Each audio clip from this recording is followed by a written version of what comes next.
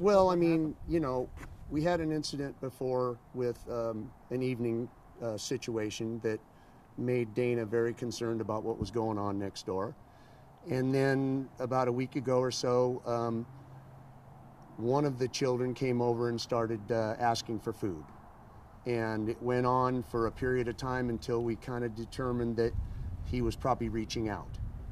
And we determined that we should call the Child Protective Services, and that's what we did on Friday. You said he was asking for a lot of food. Yeah, a lot of food. I mean, it started out very, yeah. Tortillas, and it ended up a case of food. Multiple, cured meats, non-perishable food items. Right. And was asking that we not tell his mom and to, hide it and put it by the fence so he could get to it, and that they were withholding food from him as punishment. Oh, it was Devontae. Definitely. You guys have shown us pictures, and we've talked about that one, that it was Devontae for sure. You told me you were a little surprised when he said he was 15, because he was small. Well, they were all small. I mean, the one girl who was 12 looked like she was 7. Both of her teeth were missing, front teeth, and we questioned, what's up with the teeth thing, and they said, well, she didn't want them replaced. We thought that was a little weird, but anyway, they were all very small. Very thin, yeah. and tiny. We only met Jennifer once, and that was in reference to the incident with Hannah. Right.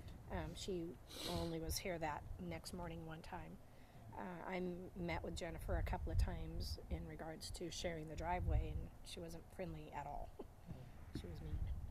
1:30 in the morning, the doorbell's ringing, and I answered the door, and she was standing out there with in a blanket, completely covered in blackberries, because she had gone to that neighbor's house through the blackberries, and then they have a gate that locks that, so she ended up back over on our front doorstep. And at the time, I didn't know what to do, so What'd she say?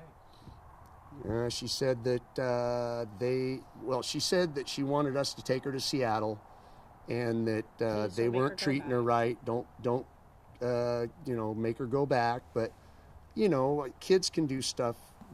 Sometimes when they're a certain age, they run away from home and stuff like that. So by that time, they were all out looking for her with flashlights, and so we tried to get some story as to what was going on. And of course, they told us what we wanted to hear, I guess, and life went on for another 8 months. And here we are today. I did. Well, once she heard they were from Westland. When I saw that it said 2 women from Westland and 3 kids, my gut was it was them. Yeah. I don't know why. I just knew it was them. Probably because the fact that they took off and never came back, and they aren't people that usually leave anywhere. Probably because I really believe they were evil. Sure. The only time you saw Devontae was pretty much the only one we ever saw outside, and he was doing chores. Yeah, that was the only time. He did the garbage and raked the leaves and all stuff like that. But anybody else, other than that night, because they all came over the next morning with with a story. A story. And Devontae told us that they had lied and made us just to make us feel good that everything Hannah told us was true. Yeah.